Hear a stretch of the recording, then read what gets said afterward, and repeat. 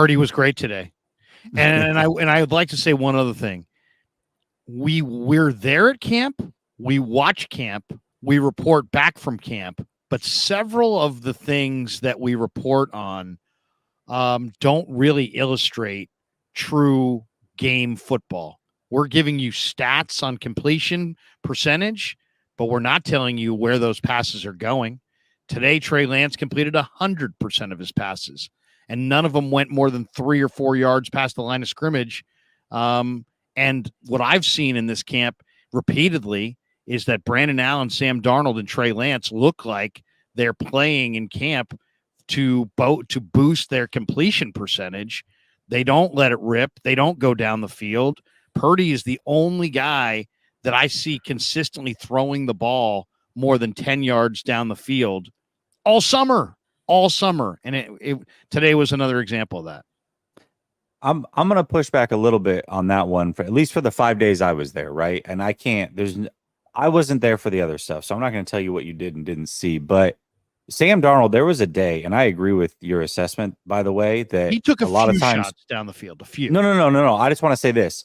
There was a day that Sam Darnold went, because I was given like A through D grades or A through F grades when I was there for each day. And then I would break down every throw to try to explain why. And Sam Darnold had a day where he went 11 of 12 with his only incompletion. He threw the ball away, and I gave him a B. And I knew people were going to be like, how the hell can you give him a B? He was 11 of 12. And then I explained where all the passes were and why I thought that, because everything was right near the line of scrimmage. I will say this, Brock Purdy, and I give him a lot of credit, is pushing the ball down the field a lot, or was when I was there. I thought Trey really lived in that 15 to 25 area, probably more than everybody, and was successful hitting those more than everybody as well. I thought Sam really did dink and dunk. I mean, we talk about dink and dunk. He was dinking and dunking. Purdy was taking the most deep shots, and he was, hitting some, not hitting a lot, whatever. But he was definitely letting it rip. Definitely, throwing picks, definitely letting it rip. But I really thought Trey was consistently pushing the ball in that 15 to 25 range and doing pretty well with it. That's at least what I saw. And I was, I know what days you were there, and you're right. That's exactly what was going on right there. But like in the last, 7 to 10 practices or whatever, I mean, there's been 15 total, I think, or 16 total. Sure. In the last 5 or 6 practices, I don't know that he's thrown a ball down the field more than twice. So I don't know. And the other thing is, like in the game, we only see as fans the errors of commission, not the errors of omission. And you heard JT O'Sullivan said, hey, window was open here, it closed. Window was open here, it closed. Well, there's study and there's errors of omission that you don't see. And the guy who throws the pick, that's an error of commission, and everybody sees that. So I think that also has colored. So, because at the end of practice, people were going, hey, man, Brock threw another pick. Yeah, he did. That's an error of commission. And then all of a sudden, hey, Trey was, the game was a perfect example. Trey was 10 of 15 in that game, wasn't he? Against the Raiders? Yeah. That's a good completion percentage. With a 110 passer rating, yeah. Right. But the errors of omission, what he didn't see, the plays that he left out on the field, that changes the grade. And none of that gets passed along, by the way. Yeah, and this is where the training camp stats are so incredibly frustrating. I'm not going to rant about it today. That's for perhaps another day when I'm got the energy. Today was a long work day. I don't have enough to be so amped up about it.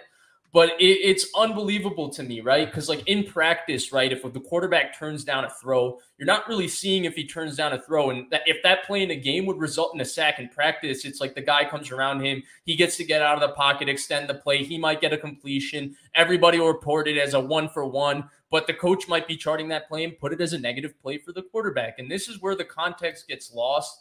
And I would say, even the amount of context you added, Jesse, is only so much you can add because there's so much going on in a football play, and you don't get replay, you don't get anything. You just can see what you can see all in that 15-second moment, and you have to go with that. And that's where I'm not going to rant about it, I promise.